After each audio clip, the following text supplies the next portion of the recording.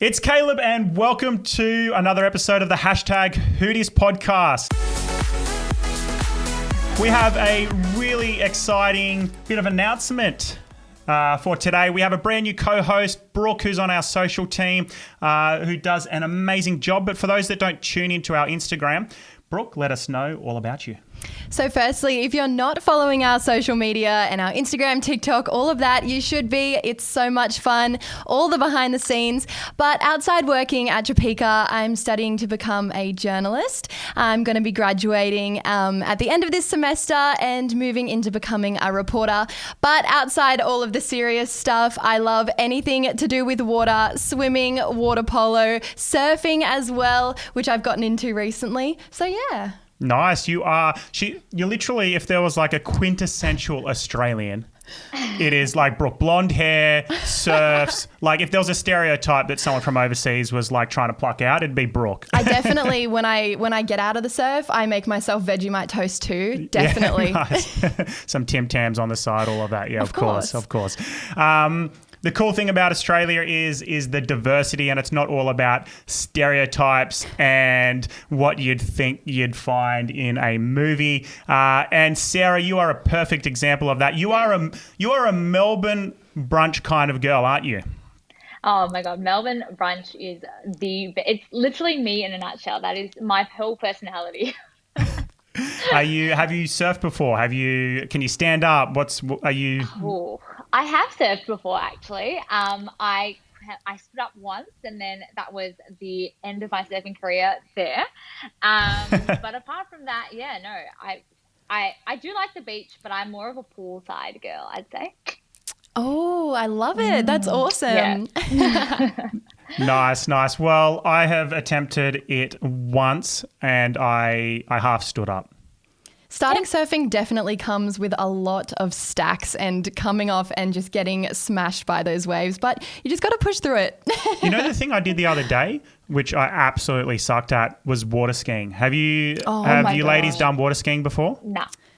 It looks scary, to be honest. It's not designed for a 6'3" human being that doesn't have the leg power to stand up and balance himself. But yeah, I struggled. Have you done it? Yeah, I've done water skiing. I was terrible at it. I just fell on my face every single time. I was skiing on my face, not on my feet, how you meant to do it. I love it. Alrighty. So we have mentioned our guest Sarah, who is an amazing human being. I can't wait to get into more details about it. But Brooke, do you want to give a little bit of an intro about Sarah? Yes, so if you haven't heard of Sarah Rav, she's a 23-year-old medical student with a passion for mental health, body positivity and productivity. She has over 2.5 million followers across Instagram and TikTok. She inspires to help her followers with self-love and amazing study hacks. She even has her own online lifestyle and productivity masterclasses. Sarah has come a long way since suffering from an eating disorder at just 18 years old and is now all about balance and sharing her story to help others. So welcome to the podcast, Sarah. Thank you so much for having me. It's an honor to be talking to you guys, especially as you're on your first podcast as well. That's exciting. Oh, it's so great to have you. I'm so excited. You're my first guest that I've been able to chat to. Woo! Sarah, what a resume. Have you written an autobiography yet? I have thought about it. I've written multiple ebooks, but not yet an autobiography. I feel like that might take me a bit of time, but it's not something that I have completely ruled out. So maybe watch this space. Yeah, if not, we can do a biography instead and take 80-90% commission if you don't mind. Yeah, totally. Nice. Just like a normal publisher. I'm fine with the 10%. Love it. So, I mean, your biography, your resume, whatever you want to call it, is incredible. Such an incredible story. But let's start with kind of the present and now. You, or at least the recent past. You're really into health, you're really into fitness, and you're from Melbourne, which went through a crazy lockdown period. How did a healthy Melburnian like yourself kind of stay physically and mentally sane during the lockdowns? Yeah, that's a really good question. So I think physically, I was very lucky where I was in the position that I could invest in some home equipment. So I mean, I think I went a bit all out. I bought myself like a whole entire home gym, squat rack, uh, Olympic lifting plates, and barbells, adjustable dumbbells, the whole thing. And now, because I'm in the middle of moving houses, I'm like trying to get rid of it, but it's still all in my backyard. So I was very lucky.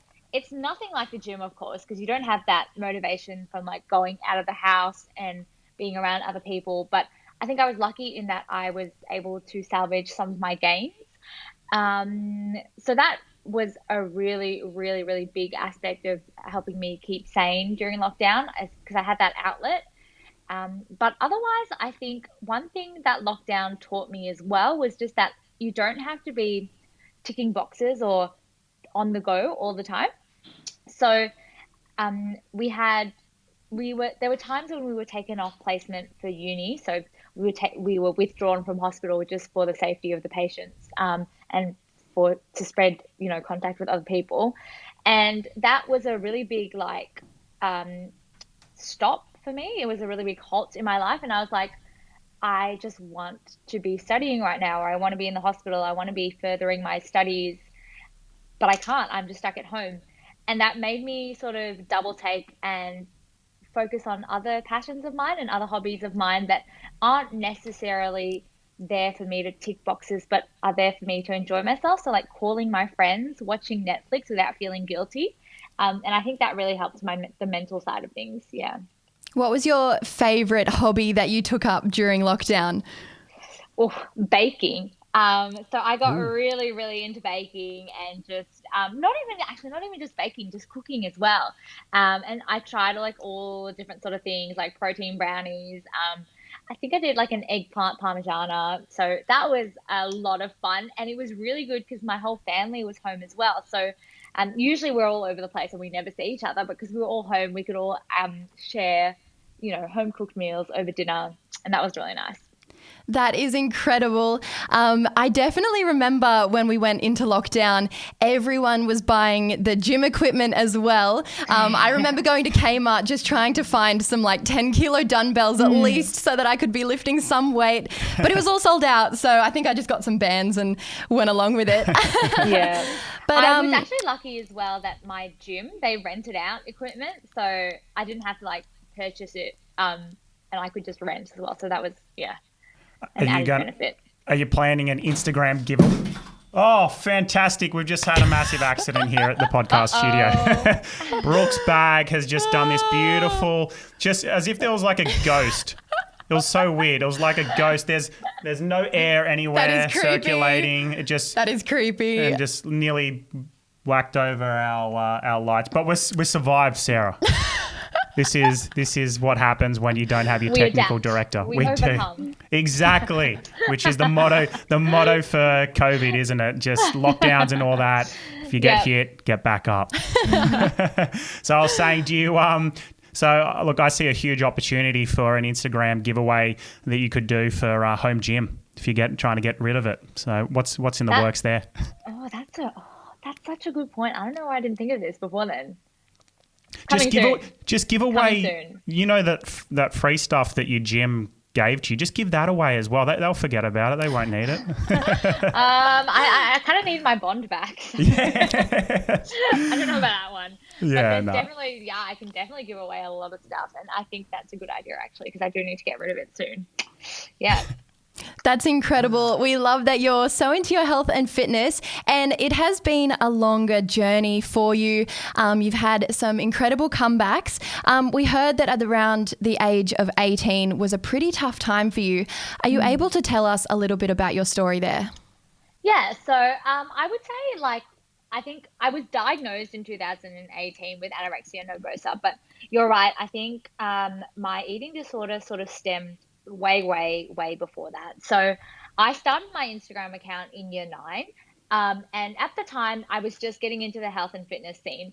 I don't know if I've told many people about this, but basically what happened was in year 8, right? So at the ripe old age of, 13 or 14, I started Tumblr, and the Tumblr account that I had was very high-end fashion. So I was posting catwalks, like all that stuff, like Vogue, photos like that. And obviously there is a certain look that goes with high-end fashion and all that stuff. And so it became my aspiration to become a model at that time. Then, along the way, I realized that with my body shape at that time, there was no way I was ever going to become a model. And so I started instigating some changes that weren't exactly healthy because I was young and I didn't know how to do things. I just knew that I wanted to look a certain way. And the internet can be a very, very vicious place for misinformation. And so that was when I would say that like my disordered habits started. Moving on to year 9, I had a bit of a realization that obviously I couldn't live that way, and I couldn't maintain that. I actually went to see my doctor at the end of year 8, my family doctor at the time, and because my parents were concerned about my drastic change in eating habits in year 8. And he literally said to me, "Don't be stupid. Stop this now, or you're going to get in trouble." Like that was it. That was the extent of our talk. And looking like after having done my psychiatry rotation and all this mental health stuff that I've been doing, I'm like, that is an issue that needs to be addressed. That mindset and the way that he dealt with that, but we'll say that for another day. So in year 9, I sort of realized that I couldn't keep up what I was doing. And so I got into lifting instead and exercise because I figured that was a way for me to sort of build a body shape that I was happy with. It might not be like high-end model sort of thing, but it was, still a way for me to, I guess, control the way I looked, for lack of a better term. And so during that time, I got into, I started an Instagram account because I was so into health and fitness at the time that my friends were like, "Oh, Instagram's up and coming. Maybe you should start posting about that." And so I did. But again, at that time, like I said, I was a young, impressionable girl, and I was just seeing things on my newsfeed that I didn't know whether it was right or wrong, but I just, absorbed because I was obsessed with it and I thought it was good for me. And they were very, very like black and white misinformation, like graphics, like you have to drink this amount of water a day, or you have to eat this to be this, and you have to do this amount of exercise to do this. It was very black and white thinking, very disordered. And so being exposed to all that information along the years basically accumulated in me having a really unhealthy relationship with exercise and food. Now, in 2018, I started my first clinical year in medicine. And so for anybody who is sort of not accustomed to how the undergraduate medicine program works, the first 2 years are just in uni, like a normal uni course, lectures, tutorials. And then in your 3rd year, you start going into hospital and you basically never go back to uni. You just learn entirely by shadowing doctors in the hospital. And so that was a massive change for me. And I lost a lot of the supports that I had. Like I was moving out of home and I moved out of home. A few of my friends went long distance, so I lost that support as well. And it just felt like my life was sort of like crumbling. And so the only thing I could do was focus on the things that I could control, which was my food and my exercise. And so even though I was managing with that in the past, I really, really, really wasn't managing in 2018. And I restricted so much that I finally lost enough weight for people to take notice and say, hang on, something's not right here. And that was when I was admitted as an inpatient because of how low my weight was. And that was when I received my diagnosis. Yeah. And since then, it's just been a journey of getting back to where I am today and fixing my relationship with food and exercise, and also just altering the way that I use social media and the way that I spread information. Yeah. Yeah, there's, such an interesting story. There's so much to unpack out of that. I actually want to go back to some really interesting points you made towards the start about the fact that you actually identify now what it was that were the early day catalysts that actually created these unhealthy mental patterns. You started Tumblr at a very young age. You started Instagram at a very young age.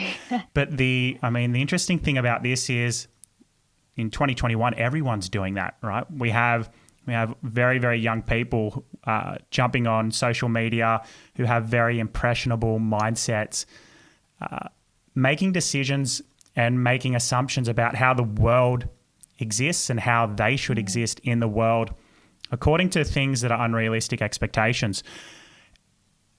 What would you like to see change in the world so that a 13-year-old jumping on the Tumblr of 2021, TikTok, Instagram, Snapchat, is actually able to make the right decisions? And also, what would you like to see from like a healthcare professional standpoint where it's not a one-liner? Because a one-liner, hey, stop it, and this could come from the parents as well. Stop it. Yeah. You're going down the wrong track. Isn't cutting it. No. So I think, and I am definitely aware of this as an influencer myself with a following. I think it's really, really important to show on social media that life isn't perfect. I've talked about this in actually quite a recent few Instagram posts as well. But I think, so Instagram, TikTok, it's such a highlight reel. And I guess Tumblr was at that time as well, because I was just reposting magazine shoots.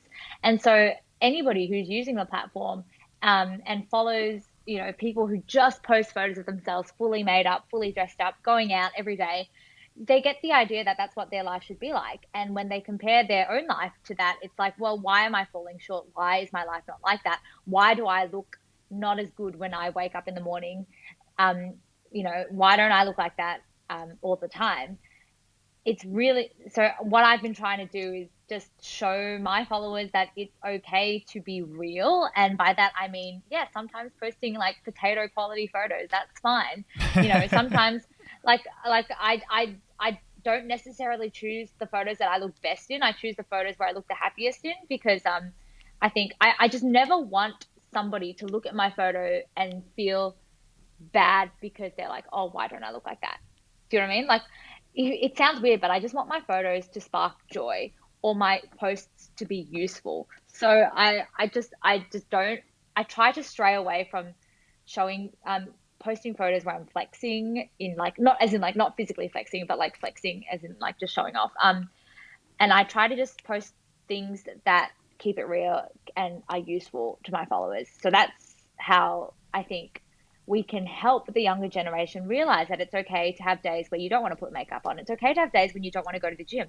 Not every day is about, that's part of being human. You don't have to eat salads every day. You can go out and you can enjoy ice cream, and there's nothing wrong with that. You don't have to dress up every night. You don't have to be going out every weekend.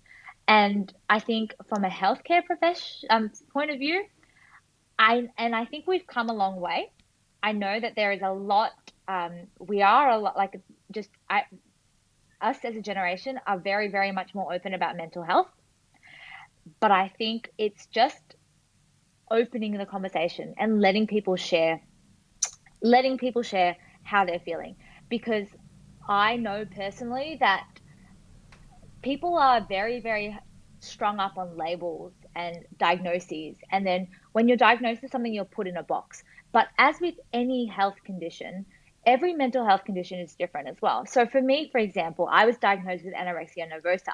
And the classic, the classic picture of that is, or I guess like the stereotype of that is, a very thin girl who's who's just obsessed with losing weight. And the reason why I never realized, or I was so shocked when I received my diagnosis, because it was never about losing weight for me.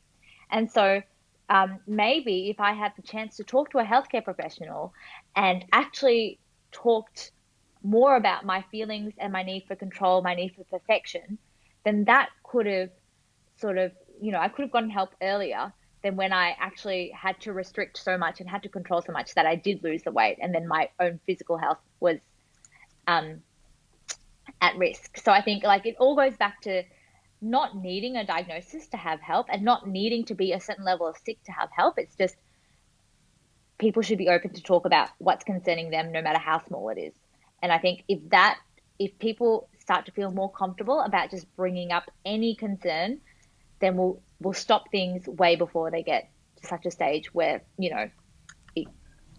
That the gear. that is so true and so important. That's a really important message for everyone to hear, because social media can be damaging, especially for this young generation. And it's great that you're coming out with that message.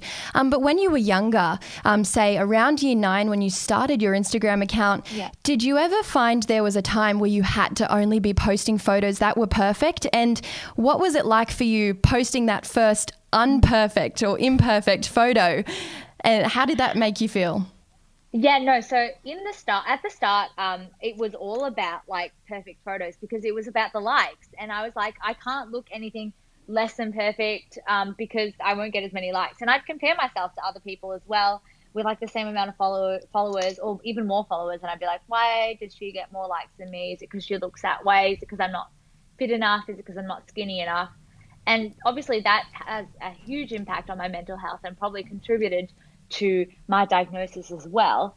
But the turning point for me was receiving my diagnosis and being in hospital and beginning recovery, because I realized I was like, I can't keep propagating this information that focuses entirely on, weight loss or restriction or creating this idea of perfection. Like I can't, because that is not only bad for my own recovery, that is so detrimental to the health of all my followers as well. And so the first, I guess, non-perfect post I did on my Instagram was revealing my diagnosis. And I think it was way back, but I think it was probably a photo of me in hospital or something. And it was just like, hey guys, I know a lot of you have been commenting on my weight or commenting and stuff. And I just wanted to be upright and, share that I actually have been diagnosed with anorexia nervosa. And I was so terrified. It was probably one of the most terrifying things I've ever done, because back then I just thought people would think I was weak, and I was, I brought it on myself. I was vain. I, so focused on losing weight that I ended up in hospital and stuff like that. So I was absolutely terrified.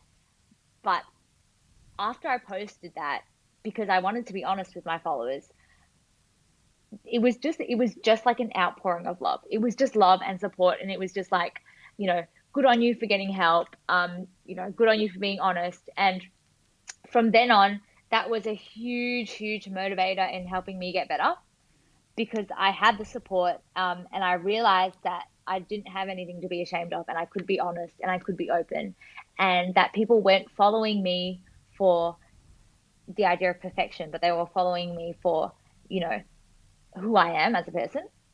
Yeah. Sarah, that's so good to hear. So in terms of your actual treatment, let's talk a bit more about the the success that came out of it and what actually had to, like the processes that you actually had to go through to get fully recovered. And hopefully there's some parallels here for other people that are battling their own mental health issues. So can you talk us through a little bit more about what you went through, the processes involved, and anything that you found that really helped you during your darkest times into then recovering to full health? Yeah, so I sort of divide my recovery process into different components. So there was and I'll go through each of them, but there was the initial medical stabilization, and then after that was in hospital, and then after that there was as an outpatient, the psychological side of things and the physical weight restoration. So I'll just go super in depth, and then you guys can just hurry me along if it's getting boring. But basically, this is the medical student in me coming out. So when I was really, really sick, my weight was really low, and for any human that's put through that sort of deprivation and that starvation, you get your electrolytes really out of whack. And that was why my GP specifically was so concerned when she saw me that she sent me to the hospital, and that's why I was admitted as an inpatient. So I spent a week in hospital purely just so that they could start feeding me again and monitor my electrolytes, because there's a condition called refeeding syndrome, and it's basically where the body isn't used to getting nutrients, and so when you start eating a normal amount again, there's lots of electrolyte shifts, and you can get things like cardiac arrest. You can just pass out, drop dead, and so that's why I was in hospital for that week. I was under the general medical team, and then I was monitored. I had the ECG thing on, like the heart rhythm on. I wasn't allowed to stand up, so I was literally confined to bed. If I wanted to go to the bathroom, I would have to sit on a wheelchair, and they'd wheel me to the bathroom, and then they'd wheel me back. It was very that was probably one of the most difficult times for me, because I was terrified and I didn't know what was going on. This was before I'd received my diagnosis. So um, all that I knew was that my GP was worried about me, and she said go to the hospital. And I was in the hospital. I didn't know why I was in the hospital, because remember at that time I was like, no way, I have an eating disorder. I'm not doing this to lose weight. It was just about control for me. And I didn't think that my behaviors were abnormal. And so I remember my first night in hospital, it was my parents had gone home and I was just there by myself. And I was in a 4-bedroom room. So there were 4 other beds, and everybody else in the room was old, right? They were elderly. Some of them were delirious. So they were screaming out, didn't know where they were. And I was just there, like 20 years old, sitting in my bed. No idea why I was there either. And the consultant came in, and I saw his little badge and it said oncology. And that's the specialty that deals with cancers. And I'm like, do they think I have a cancer? Like, is that why I'm here? Like, is that why I've lost so much weight? And I was so terrified that night. Yeah. Anyways, and then I just think, yeah, it was a pretty intense experience in hospital. But I think it was necessary because of how sick I was. I didn't realize it at the time, but I think some clarification about why I was there as well would have been really helpful. But I made it through, and as at the end of my stay, I received my diagnosis. I was like, they were like, you're in here because you have anorexia nervosa, and again, I was shocked, but then it sort of all started to make sense. And from there, I had 2 options. So I could have continued to be an inpatient, but in the psychiatric hospital. So instead of the general hospital, I could have gone to a psychiatric ward, which is less intense. I could have. It's almost like like a communal living center, but you're just monitored more closely. Or I could have chosen outpatient therapy, which is where you're living at home, but then you see specialists at their clinic. And so given that my family was super supportive and I was really on board with recovery, I decided to pick that outpatient route. And so after my medical stabilization was over and my electrolytes were fine and they were okay with that, I had to work on restoring my weight and also fixing my mindset. So the physical and the psychological sort of things. With regards to the weight restoration, I worked with a dietitian and my GP. And so the dietitian sent me a menu and I followed it because I was really, really motivated to get back to uni. And I was like, the faster I can put weight on, surely the faster they'll let me back into uni. So I was really on board with that. And I said to my parents, I was like, you control my meals. You just put whatever is on the meal plan in front of me, and I'll eat it. And so that was fine for a while because I knew I had an end goal in mind, and the end goal was to get back to uni. But of course, my mindset was, I was fine on the outside, and I was like, yes, great, put it in front of me, I'll eat it. But my mind was it was so distressing because everything I'd learned up until this point was telling me not to do this. Like, don't eat carbs. I wasn't allowed to exercise. I was just bound to my room. My whole entire 24/7 job was just to eat. And I just felt like unworthy. I felt disgusting. I felt like, I was just doing all the wrong things. And that's why I had to work with my psychologist really, really hard to realize that actually this is what basic humans need. Like, my body is deserving of food, and no specific food makes me unworthy or unhealthy or less than perfect. One thing that I really struggled with was tying this idea of like was tying the foods I ate and the exercise I did with my identity.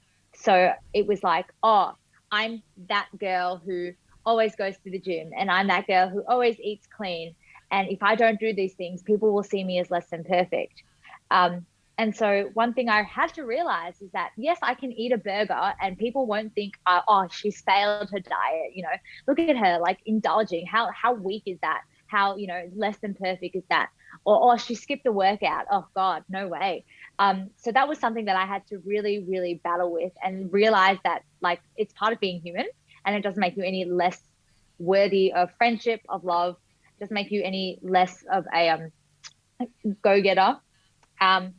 And so that's what I worked with my psychologist a lot on, those challenges, and being okay with being human, if that makes sense. That is so incredible. And I've seen on your social medias that is really your core message to everyone that follows you, that they are worthy, and to empower them to feel and be their best. What inspired you to continue to share your story with your followers? Yeah. Honestly, it's just the idea. Well, firstly, the support that I got was really, really overwhelming. And so that was a huge contributor to me continuing to share my story. But also just the notion that by sharing what I went through, I could potentially help someone else.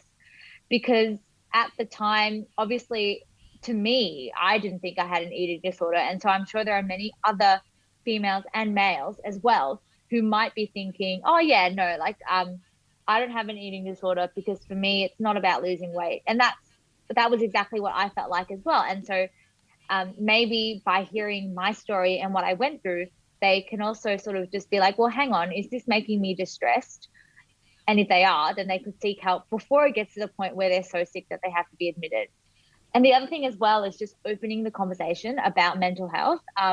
I want to create like a safe space for my followers where they feel comfortable sharing the things that they're going through, whether it be with regards to food or exercise. I've touched a bit on depression as well, OCD and stuff like that. And so I think just by opening the conversation, it gives other people a voice. Have you had many of your followers reach out to you and tell you their stories, and how does that feel? It's good and bad, because firstly, a lot of people reach out to me for help. And whilst I wish I could, I'm not a professional. So my first thing that I say to them is always, are you seeing a professional? Because like, it's out of my scope. You know what I mean? Like, I'm not even a doctor yet. There's no way I would take anything on, but I can. And so what I like to do is I can offer them support in reaching out and finding their voice. And I encourage them, and I can put them into the right contacts. But with regards to the actual, like, help, it's more just me pushing them in the right direction so that they can find a professional to get help.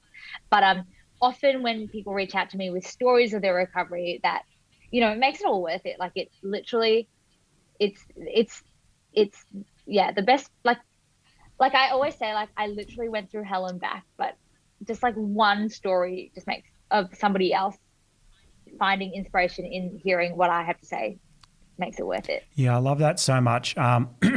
Like, you've got such a pain to purpose story now, and it's not until you actually, and I can talk a lot here, and very much be on the same page as you, because Tropika started through my own pain between 2011 2014, having been diagnosed with chronic fatigue syndrome, and the then coming to great health and wanting to share that with the world. For those that haven't been through that kind of pain, who are influencers or who do have a following on social, what are some of the things that you would say to them? Perhaps if they're posting their honeymoon photos all the time, obviously honeymoon being a metaphor for posting the best of their life, what would you recommend? What would you say to them to kind of bring them back on path and say, hey, like, there's more to life and there's more to social media than just showing your honeymoon? Well, I mean, firstly, I would say that, like, everybody's own page is their own, and they're welcome to do whatever they want with it. Like, I have no issues with people who just post photos of themselves looking their best. I just personally don't choose to follow those people because of the impact it has on me. And if they look good, then that's good for them. Great. But if you are hoping to, provide a more holistic approach to the way you post, I think that this sort of outlook will have a huge impact on their mental health as well, is just to share the realities of what you go through. Not everybody has, just because you don't have a diagnosis, or you didn't have some terrible thing happen to you, you can still share the struggles that you go through day to day, because those struggles are valid, right? If I don't know, something let's just say you've had a bad morning and somebody ran into your car. Now you've got a big dent. That sucks, but that's life. And that is something that, your followers who follow you for you want to hear about. You've had a bad day, you broke down. Yeah, it sucks. And you're allowed to have those feelings, and you're allowed to share those feelings. And that not only shows your followers that you are real and that you are human, it also shows them that they are allowed to have bad days as well. And it also shows you that you're allowed to have bad days as well. You don't need to have that constant pressure of just posting the perfect photo after the perfect photo. Take us back to the very, very start of Instagram, where it was just, iPhone 6 quality photos with the terrible filters. That's what we want to see. That's my photos. Yeah, my photos today. I haven't advanced with technology and been there's actually new features that you can actually use on your iPhone. You don't need them. I'm still acting like there's an iPhone 2 or whatever out. Oh, that's so great. Yeah, so you have definitely been such a help to all of your followers through doing that. But another thing that you're incredibly helpful with in your online space is your productivity hacks. So we're going to segue into our next segment, #productivity-hacks. Now, you're a medical student, which is certainly not an easy feat, not to mention you also run your socials and you exercise as well. So how do you fit it all in? Well, look, time management is a big thing for me, but I think people always say how do you do it? How are you so motivated? And it's not really motivation for me. It's just I enjoy it. I really, really do. I'm one of those people that thrives off productivity, and I've done a couple of talks and I've done a bit of research, and there are some studies to show that people who are more productive are happier, or people who it goes both ways, and people who are happier are more productive. So I definitely agree with that. And I definitely felt that during lockdown as well. When I wasn't getting things done, my mood sometimes really took a dip. So first thing I would say is only do things that you're passionate about. If anybody's trying to, I wouldn't force myself to do something that I didn't find enjoyment in. And of course there will be days when you don't feel like doing it. But there's a difference between lack of, motivation and lack of enjoyment. The other thing I do is just plan my day out really, really well. And I think I'm lucky because I've gotten into a routine. So before I go to bed, I will just write my entire day out. So I'll, on the Notes app on your iPhone, I'll just say 4:30 wake up, 4:50 gym, and then 5:15 shower, breakfast, stuff like that. And even with my study and stuff, so 12 to for example, this morning, it's a Saturday here, and I went to I planned the gym, and then I filmed a bunch of TikToks before this, and then I'm tutoring, and then now we've got the podcast. So that really makes a difference, so that not a single second is wasted. Because if you don't, I never understand how people can just wake up and be what am I going to do today? That completely blows my mind. I'm how do you not know exactly what you're going to do today and what you need to get done? But then again, I guess people, people have different goals and different things. So that's also completely fine. And I'm sure everybody needs a day off once in a while. So it's a fine balance. Yeah. Yeah, without sounding too much like Oprah, you sound like my spirit sister. Yeah, the feeling. I totally get what you're saying. I don't plan out my day and write it down, but I definitely plan it out. And I'm very full on, obviously, with my role and what I do and the stuff I do outside of Topeka as well. But there's no better feeling when you go to sleep at night and you've had the most productive day, living on purpose, doing something you're passionate about, and you've gotten the most out of your day. You haven't been like, yeah. And I'm not sure. I often think the same thing that you just said. Like, do people not experience that feeling? And perhaps they do, but they don't know what their passions are, so they can't really explore it, or they choose the maybe the short-term pleasure, which is doing something in it, like, because there's always balance is extremely important, but balance is also not doing things in excess. So like, is it important to watch Netflix? Absolutely. Is it a good thing to watch Netflix for 6 hours of your day on a consistent basis, or 4 hours of your day, when you could be doing something that maybe fulfills and satisfies your soul a little bit more? So people often forget that, yes, balance is important, but that balance isn't necessarily a 50-50 balance, especially if it's an unhealthy practice. Make sure you're doing things in your life that are typically quote unquote unhealthy, because they're actually healthy, because you've put something in there that is an important component of like being a human and satisfying your soul. That's my little tangent for today, but I want to talk about your morning routine. So you've told us what you do just before nighttime, but what do you do when you wake up? Morning. It's the same thing every day. So, I get up at about like 4:30, 4:40. I brush my teeth, and then I change into my gym clothes. And then as I drink a glass of Pepsi Max as my caffeine, I choose my workout playlist, and then I go to the gym. Then I get home, shower, dry my hair, and then put my makeup on, and then I do whatever the day has in store for me. Most days during the week, because I'm on my gastroenterology rotation at the moment, I get to the hospital about 7:30. But for example, like today on the weekend, I just spent the morning filming TikToks and shooting content. Tomorrow is Sunday, so I'll be doing meal prep, and then that's how my morning always starts. What's your music of choice at the moment? What's on your playlist? Oh God, I don't like when people ask me this because okay, so it's really, really weird, but basically every workout that I do, I start with like my main lifts, right? So that's like my squats, my deadlifts, my bench, my pull-ups. And I have this problem with rushing through rest time. So like I'm really, really bad at taking enough time to rest before I can do my next set. So for the first like main lift, I listen to really, really slow, sad Taylor Swift songs like Evermore and Folklore. Like that album is like the start of my workout. And because I need, like, if I have two like high intensity songs, I'm like, no, I want to do my next set now. Like I can't wait. So I actually need something to like chill for a bit. You've got the up of Pepsi Max and the downer of Taylor Swift. Is that what you're saying? Yeah. You're balancing out that way. Basically. And then for the rest of that, it's like EDM, like dance tracks and stuff like that, plus minus a bit of One Direction and 5 Seconds of Summer. I'll just say it's mostly Blondie and 5. Yeah.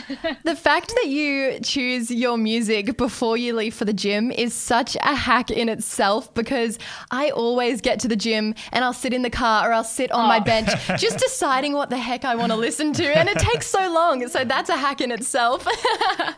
No, it's a perfect, because I need to do something while I'm letting while I'm drinking the pre-workout. And also then like I can't, I don't choose during I mean, sometimes like in my rests, I like add songs and stuff, but the majority of the stuff, like I go in knowing that I have a good playlist to go. And then sometimes Spotify crashes on me and then my whole playlist is gone, and that's just when you know it's going to be a bad morning. We got to send Sarah a Tone BCAA Plus pre-workout. We got to swap out that Pepsi Max, or maybe look, you can have the Pepsi Max and dissolve some Tone BCAA in it.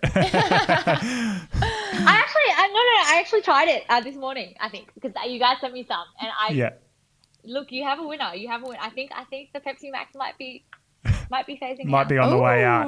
Nice. We've won her over. Good stuff. Oh, that's incredible. So as well, you also have your own online lifestyle and productivity masterclasses. How did that all come about?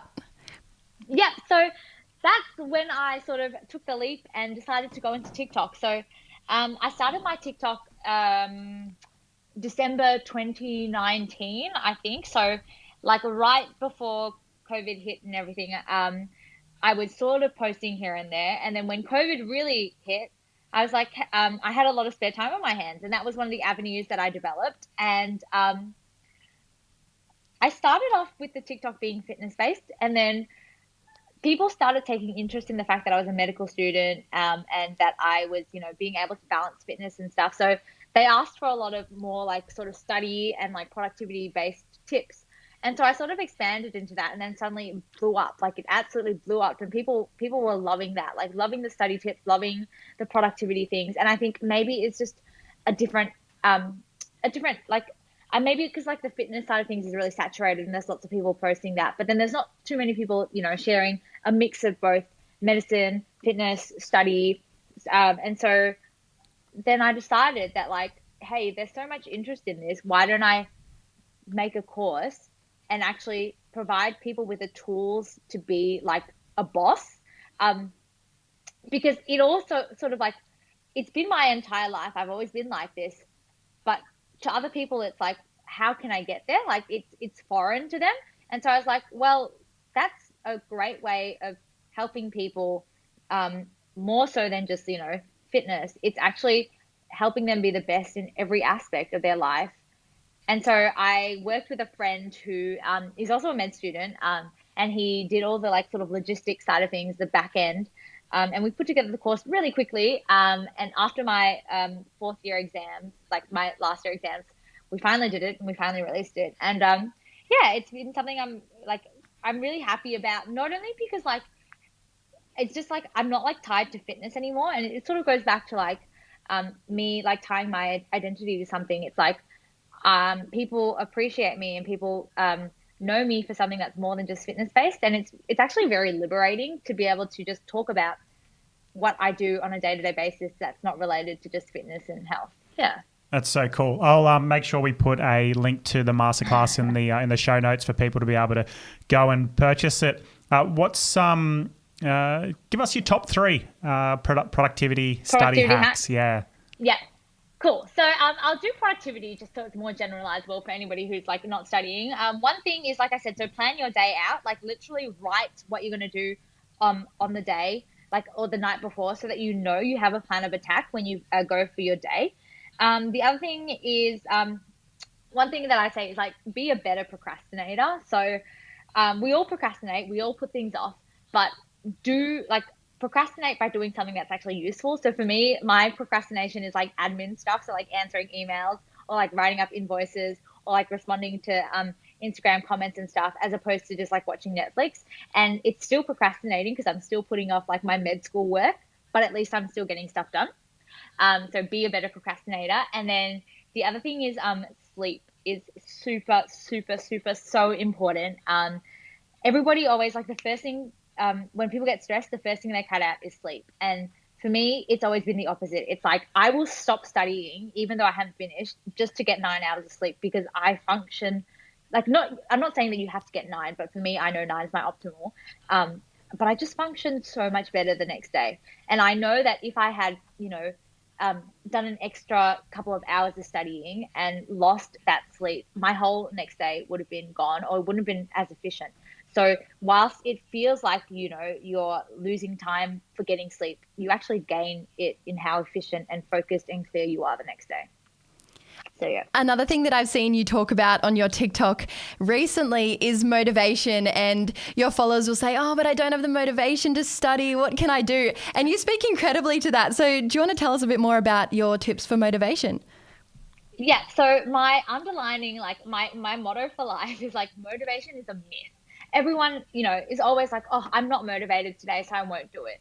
But why are you relying on motivation? Because motivation is very, very much external, and it comes in waves, right? So what you want to focus on is discipline and drive. Like I think I said in my TikTok, like if you think about professional athletes, sure, they might enjoy the sport, but they didn't get to the level that they are by only training and only practicing when they're motivated. So if you're passionate about something, let's say it doesn't have to be, let's say you want to, you're applying for colleges and you want to get a really, really good ATAR at the end of the year. You can't expect to get that ATAR if you just study when you're motivated, because motivation comes in waves and it dips. But what you want to do is you want to maintain a level of consistency. And that means being disciplined and being able to push yourself to do the work when your motivation is lacking.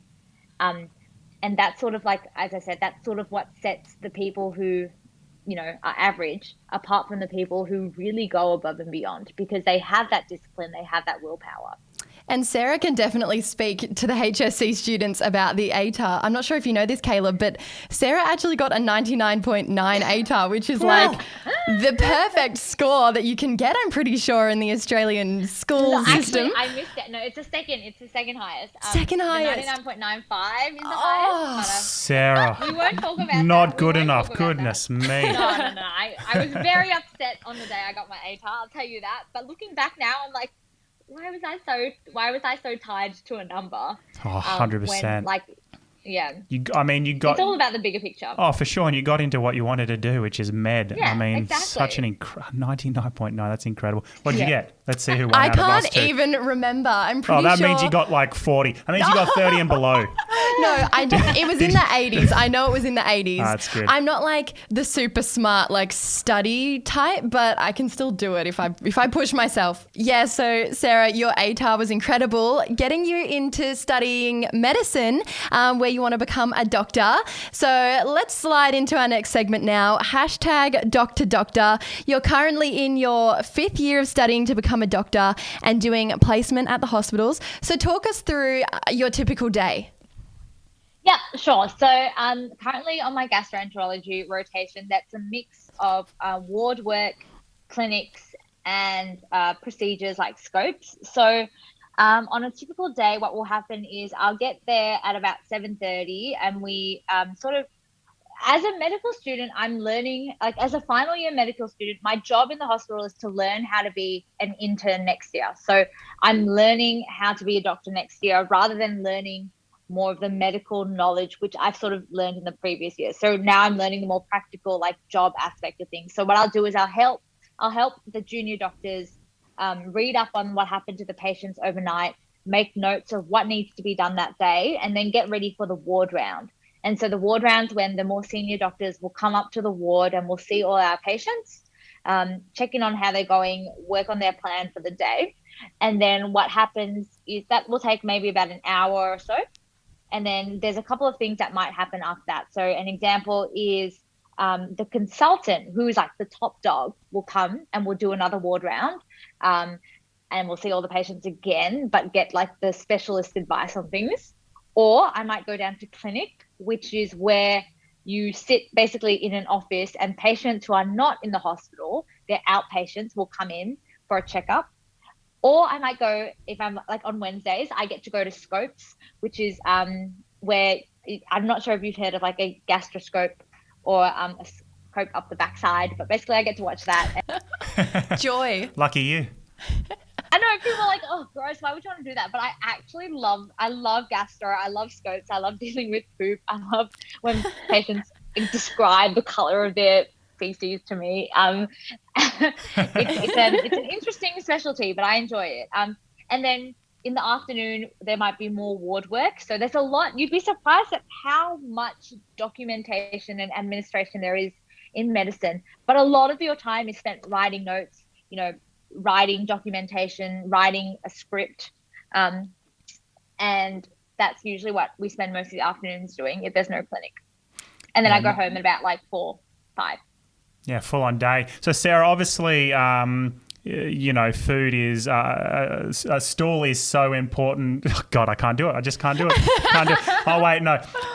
Sarah, we've obviously talked about more the back end processes, pun intended. But let's talk more about the front end processes of a day on the plate and what you actually do to create poo. Oh, this is fantastic. What a segue. So Sarah, tell us about a day on the plate for you as a doctor.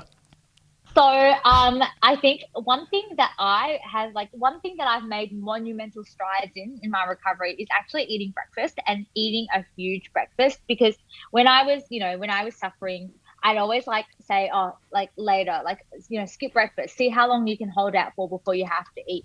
But like my whole mindset shift is now like, if I want to be at the top of my game on the wards, and if I want to be able to see patients and do the things that I need to do, if I want to be able to not feel lightheaded in scopes, I need to have a massive breakfast. And so my breakfast is huge. Like it's a bit weird. I have so it actually depends on the day, but usually I'll have like a massive like serving of chicken, carrots, rice, just like it's like almost like a dinner, but at breakfast. And I eat that either depending on what time I get to the hospital, either at the hospital or like on the way to the hospital. So that's usually that. And then I'll usually have a couple of snacks, like sneaky snacks, in between ward work at around like 10 or something, like a muesli bar, protein bar. And then lunch is usually like, I meal prep on the weekends. So I usually make a huge batch of veggies, sweet potato, and chicken or salmon. And that's what I'll pack for lunch. And then afternoon, I have the worst sweet tooth. So I always have like something really like sweet in the afternoon. And sometimes that's ice cream with like a brownie. Sometimes it's, I'm really big on hot cross buns at the moment, and I think it's because Easter's coming up. Yeah. But if like sometimes, so something like that. Sometimes yogurt and granola, and then dinner is pretty much the same as breakfast. So it's very much like your basic things, but there's a lot of like sweet treats in there. Like not a lot, but there's like a healthy amount of sweet treats in there that I think make me happy. So yeah. One thing I learned about eating healthy is actually doing the simple stuff well. I feel like it can be so easy to overcomplicate, what's on your plate and all the flavors and making it as exotic as you can. But it's really just about doing those simple things well, your protein, your carbs, so that you can be fueled for your day. Now, with being a doctor, did you always want to be a doctor, or what did you want to do before? That's a really, really good question. And I will be honest with you, because I guess, look, I mean, we're all about honesty. So when I was in like grade 4, I asked my auntie, I was like, what job makes the most money? And she's like, a doctor. And so, but my motivations have changed over the years. So I've always wanted to be a doctor because of that. Like it started like that. But then when I was in high school, my grandmother was diagnosed with Alzheimer's disease. And if anybody is not familiar with that, it's like a neurodegenerative condition. And basically what happens is you see your loved one deteriorate before your eyes. They lose their memory. They forget who you are. They think they're a kid again. And then in the very late stages, they're unable to eat. They're unable to sit up straight. They're unable to breathe properly. And watching somebody who used to be so strong and so independent deteriorate was really, really impactful on me. And I think because she lived in Malaysia, and I think maybe, communication between doctors and patients are different there. But as a family, we just had no idea what was going on. It was really sad. And I just felt really, useless. I wasn't able to do anything to help. And so from that experience, I realized like the one thing that I can do if I want to help people like that is to become a doctor. And as a doctor, I can then also help their families not feel so in the dark and useless. And I can keep them up to date with prognosis and stuff like that. So that was a turning point for me. And at that time, I really wanted to go into neurology and even do research into Alzheimer's and stuff like that. But after getting into medicine and having, experience with the different specialties, my specialty like preference has changed a little bit. But it's always been that desire to just include the patient and include their families in the decision making and in keeping them informed of what's happening, so they're not so terrified and left in the dark. Yeah, I've noticed through your whole journey chatting with us today, you've spoken a lot about the communication between the doctors and the students. Even when you're a student, it sounded like you struggled a bit with the fact, like, no one's telling me what's going on here. Is that a place that you want to make a change for in becoming a doctor, is really educating and speaking with the people at hand? Well, I think I think so, and I think it's a shift in medicine itself. So in the past, there was a very like paternalistic sort of point of view where it's like, I'm the doctor, I know what's good for you. You take this drug, don't ask me any questions. But in medicine as a whole, we're shifting towards a more collaborative approach and more like patient-centered approach where you tell the patient all their options, and then the patient gets to decide what they want to do based on their preferences and values. But of course, for a patient to be able to do that, they need to be informed and they need to be educated, which can be a barrier, especially when there's lots of different types of like, there's different levels of health literacy around. So, doctors might, like, for example, like I might be trying to explain to a patient that they need a camera down their throat or up their bum, and they'll be like, what does that, like, they might have no idea. And so they just say yes because they don't know. So I'm really big on educating. And I think that's why, and I don't know if that's because of the platform that I've been given as well. But I'm really big on teaching and educating and just helping people know more about anything that is, relevant to them. Yeah. Yeah, I really like that. I listen to a lot of functional medicine, integrative medicine podcasts and doctors from around the world, and that side of personalized medicine is definitely the future and exciting. Whether it's personalized because the patient has an understanding of their own body and are educated, but as you said, the pitfalls there are the fact that 98% of the population, as a dumb statistic, but just pulling something out, aren't as possibly aware of the full gamut of information and how it affects them. But even personalized medicine from the actual practitioner standpoint and having greater data to actually make informed decisions around a person's health and their outcomes. I know how much functional medicine and integrative medicine and working with those doctors and practitioners has impacted my own life after being diagnosed with something which had no cure. So yeah, I really love hearing about that personalized approach on things. So just a little bit of a quick ad break. Guys, if you haven't subscribed to this podcast, I don't know what you're doing. Like, it could be the best decision you make all year, or at least all day, or at least in this very hour itself. Brooke, why would they not subscribe to the podcast? Hit that subscribe button, and please, if you really enjoy this, leave us a 5-star review on Apple Podcasts. We really, really appreciate it. And don't forget to follow us all over the web. We're literally everywhere. Like, where are we, Brooke? We're like on Instagram, TikTok, Pinterest, any social media account that exists, we're there. We're there. We're probably down at the local shopping centre. We actually are. We technically are in a health food store, aren't we? So you can find us everywhere. Just go and follow us. We love you guys so much. Thank you for the love back. Now we are moving on to Spirulina shots. This is my favourite segment of every single episode. It is amazing. Sarah's petrified. This is Brooke's first time doing it as well, so it's going to be a lot of fun. Chaos is going to happen. This is what it's about. Now, spirulina is the most badass superfood on the planet. It's one of the most nutrient-dense superfoods out there, so much so NASA's even researched it for long-term space missions. That's the upside. The downside is it tastes like creek, and when you add water to it, it tastes like creek water. And we're going to drink it today. And we're professionals. For those watching on YouTube at the moment or video via IG, this is a thick concoction. And we've also sent our Tropica spirulina to Sarah, who's got her own little concoction ready to go, and we're going to ask 4 questions, 2 from Brooke, 2 from me, about Sarah, your Instagram, and 4 of the posts. Now, if you answer the question correctly on that post, then either Brooke or I, who asked the question, have to do the shot, and if you get it wrong, you're the one doing it. And we're going to do it combined together at the end. You're going to have to film it as well. We reckon Sarah's super smart. So the only reason we win this is because Sarah pumps out that much content that she just forgets. Like, it's impossible to keep up. But let's see how we go. Brooke, you're up first. I'm pretty nervous that we're about to be doing all 4 of these shots right now. All right, let's jump into the first one. So we're going to go back to March 2020. You are in this photo on Instagram. You're at the gym. You're in an all black outfit. You've got the sports bra, the leggings, black socks and black shoes as well. So I'm giving you all the information here. The question is, for the spirulina shot, who are you with in this photo? We might be in luck, Caleb. I think we got to. But there's so many photos of me in the gym in a black outfit. Oh, March. Okay. So I'll give you another tip. It's a mirror selfie. You're taking a mirror selfie. I don't know if that helps, but.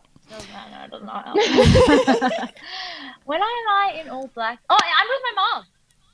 Oh no! Was it the extra tip that we gave you? We were too kind. I was too nice. Yeah. It was because I told you the mirror selfie.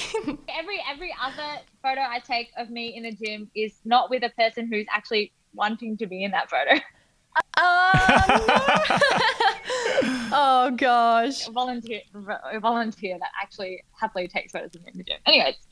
We'll do it at the end anyway. We'll you can pop that one next to you, Brooke, and Sad times. and we'll do it all together. All right, my question up next. We're going back to 13th of August 2020, and you're doing a workout in outside what looks like your backyard, and you're in lilac activewear, and you're training a certain body part. What are you training? Oh, no way. Wait, okay. Is lilac? Okay. I think it's purple. It's purple. It's like a right? light purple, yeah.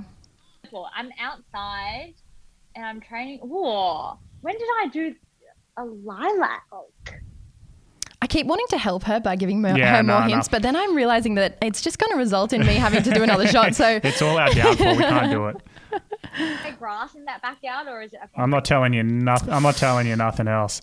No way. Okay. It was a It could. I mean, it could be a backyard. It looks like a backyard, but it might not be a backyard. if we go off like chance alone, I'll talk you through my process and then I'll lock in an answer. If we go through Okay. chance alone, it's probably legs. But the only lilac. Now, for those I should say as well, for those listening via audio, you can check this out on YouTube. We'll actually put the image up on our YouTube so you can play along at home. Sorry, Sarah. But then the thing is, if it's lilac, the only lilac workouts I can remember are one with a backpack. And you know what? I'm just gonna say legs. Yes, got it's it. not legs. No, it's the arms. Here you go. Just so you can. Yeah, it's a park. It's a park. That's fine. It's a Oh, park. it was a park. Good. All right, we've evened it up. Am I waiting for the end? Or Yeah, you want me to at the end. count? At We'll the do end. them at the end, We'll do yes. probably shots are communal. You got to do it together. All right, let's go into the next one. This photo was taken in August 2020. Last year, you are sitting on the ground. I'm not too sure where you are. You're sitting on some black tiles. You're in a nice floral skirt. You've got a box in front of you. What's in the box? She knows it. Cinnamon roll. Cinnamon rolls. Yeah, I think they are cinnamon rolls. Or are they donuts? They're donuts. You got it wrong. No way. Yeah. No, I will give it to her. There is a cinnamon roll in that Oh, box. you're there too nice, Brooke. Who's tagged? If it's Show cinnamon scent, it. If it's cinnamon scent, it's all cinnamon rolls. It was this photo here. Cinnamon rolls. Like Look, that is a round donut. Oh gosh, Nah, I'm doing another shot. There is one cinnamon. There is one cinnamon roll in there. We'll give it to you. Alrighty. So this last one is from 23rd of October, 2020. It's your last day of fourth year medicine, not including the exams, and you've got your stethoscope around your neck, and you're wearing a dress. What color is the dress? It's like a mustard. You chose easy ones, Caleb. I didn't choose them. I outsourced this to our head of social, and yeah, I'm gonna Monday morning meeting with you, Laura, if you're listening. harder Instagram posts. Because in COVID, I had so much time to think that literally I can just, like, that whole episode of my life is just, like, way longer than it needed to be. We should have chosen ones from like 2019 instead of 2020. Exactly. I was like, you know what? Like, I was thinking like a male. Like, a male can't remember what they wore yesterday, but like a female, Like, Oh, you think about that outfit for a long time, Yeah. especially if it's for finishing your 4th year of medicine. yeah, Gosh. rookie mistake. Alrighty, so you're doing 1, Sarah. I'm doing 1, and Brooke's doing 2. This is going to be terrible. In fact, do you want me to do the? No, you know what? You do it because we're connected to the AirPods, so Yep. you can do a little bit of a. How are we going to do this? We got to get Sarah on there is as this well. going to be in the podcast? I don't know. It doesn't matter. We can. Okay. We'll probably cut it. Yeah. But it doesn't matter. Hey everyone, it's Caleb, Brooke, and Sarah Rav on Zoom, and we've just finished our segment Spirulina Shots, and unfortunately, Caleb and I made some major losses. Sarah only has to do 1, but ready, we'll go in 3, 2, 1. And then the important thing, tongue out. Show your teeth, smile on the That was- camera. That was surprisingly pleasant. I liked that. It's not bad, Brooke. Oh, I need to do you mine. Gotta do yours. You got Too 2. busy filming. Ugh, You got to spew. that is so gross. 1 more. Nice. Smile to the camera. Ah! Tongue out. All right, love it. That's good. So yeah, that's all going to be. That'll be on the podcast as well. The audio will be not as good because it'll be a bit further away. But that was good. So smile to the camera. I feel like I you've just had a had drink of water. water. You've lost yours. No, you're good. Oh, give me a look. Oh, she's lucky. Yeah, no, you survived. Okay, what's the verdict on our spirulina, Sarah? There's a grass, but like not bad. Like Yeah, that makes it's sense. Like it's like earthy. Yeah. earthy. I'd say creaky, pondy. It's look, to be honest, people have actually Karina Irby, who was on our last podcast, was like, yeah, I expected so much worse because she's had spirulina before. But spirulina is one of the most important superfoods to get right. So because it grows everywhere, it grows in salt water, fresh water, and all over the world. It can, and in like some companies grow it and suppliers grow it in like literal like outdoor ponds that are like polluted and all that. So you got to do a couple things. One, you got to make sure you get a good certified organic one like Tropika, and you have to make sure that the supplier is really controlling how they're actually growing it. So for us, ours is actually grown in an indoor facility with its own water supply. So there's nothing else happening. There's no, it's tested for heavy metals. So you're not tasting something that's grown outdoors in the middle of nowhere that has birds flapping around and doing all sorts of stuff. So that's probably why ours tastes a lot cleaner and fresher than the usual spirulinas. Like it. All right. Well, was that your first time doing spirulina? Yeah. I've had it in like smoothie bowls, but like you can't really taste it in that. So Smoothie bowls mask it. Yeah, smoothie bowls definitely mask the taste. That's the beauty of smoothie bowls. You can put anything in it and it just tastes like berries. Exactly. That's the secret. If you want spirulina, you only need a little bit and just pop it in your smoothie or your smoothie bowl to mask the taste. Pepsi Max. I love your thinking. I Make love the your thinking. Pepsi Max healthy. Exactly. It's just going to be a Tropika concoction from now on. Your Pepsi Max. We've got what, the Tone BCAAs. You got a bit of spirulina in it, and then just shake it up in that's your own little portable blender almost. Love it. Alrighty, so we're going to move into our final questions. That was good fun. 2 good, Sarah. You beat us. 3-1. We lose again. But let's go into the final segment. So let's talk about your future goals. You got so much happening now, but so much ahead of you. What do you where do you see yourself? What do you want to be doing in the future? That's a really good question. And it's changed over the past couple of months, I would say. So my goal is always medicine. Like I will always, my end goal is always something in medicine, whether that be general surgery, whether that be a physician, whether that be GP. But one thing I've really struggled with, especially, is deciding on whether I want to continue social media. So I think I definitely do. But the problem is the workload on top of being a doctor is something that I'm not sure about. But I know that if I have the time and I have the facilities to continue my Instagram and my TikTok. That's definitely something that I want to do as well, alongside what I'm doing as a doctor. And hopefully I can find a way to integrate the two so that I can continue to educate on social media, perhaps more medically related things, and continue to use that avenue to help spread like proper health information. But ultimately my end goal is to do something that ties those two together, but also to make sure that I don't forget about like what's really important in life. So like what COVID taught me is that I don't want to just dedicate my entire life to work, because like even during lockdown when I was working and I was earning money, I was like, no amount of money in the world will allow me to go out and have lunch with my friends. No amount of money in the world will let my friend come over for dinner. So one thing I've really realized, and I am hoping to continue to keep at the back of my mind, is that I want to have a career that allows me to live outside of it. And that is that's my goal, to be, in medicine, helping people, changing lives, but also enjoying my own life outside of that.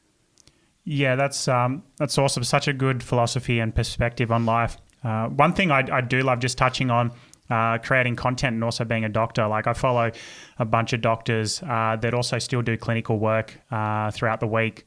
Even like someone like Dr. Mark Hyman, who's like a New York Times bestseller. He's still doing clinical work. But he also is able to create content every single day that really impacts millions of people around the world. And I think you have such a beautiful thing happening where you've got such a large audience. You have such an amazing message that you're able to spread. You impact people for good, which is such a blessing to so many people. It would be, I know I've listened to previous podcasts where you've spoken about in the past maybe stopping your content, and it's kind of nice to hear that you're kind of thinking otherwise now, because you have such a beautiful story and so much future potential to impact millions of people while creating content. Perhaps what you could do is just put the business structures in place where you can have content creators that kind of can help you with your content, rather than putting the graphic overlays on every day you get to film. And then I know that's how like these top doctors who have large followings manage such two crazy lives from content to medicine. And I think I also have to remember that I'm not doing it for the follower count. So like now I post every day because I know that that's sort of like the way to maintain the best sort of engagement rates and stuff. But in the future, like Instagram's not going to be my number one job and stuff. And so, it's okay. I have to be okay with sort of maybe not posting every day and maybe sacrificing a bit of that growth, but for the sake of still being able to maintain that side of things and also maintain my job. So it's something that I'm working on, but I will hopefully make it work. That's fantastic. And for the meantime, while you're still all across your social medias, where can we find you? What's your handle? Yeah, so my handle is just my name. So Sarah, Sarah, Rav, RAV. And that is across Instagram and TikTok. And then, of course, if you, the links in my bio will lead you to my productivity masterclass. And there's my email in my Instagram bio as well. So if you ever feel like, if anybody listening ever feels like they need to talk about something more serious, or feels the need to reach out to find the right supports, I'm always on top of my emails, my comments, and my DMs. So please feel free to reach out.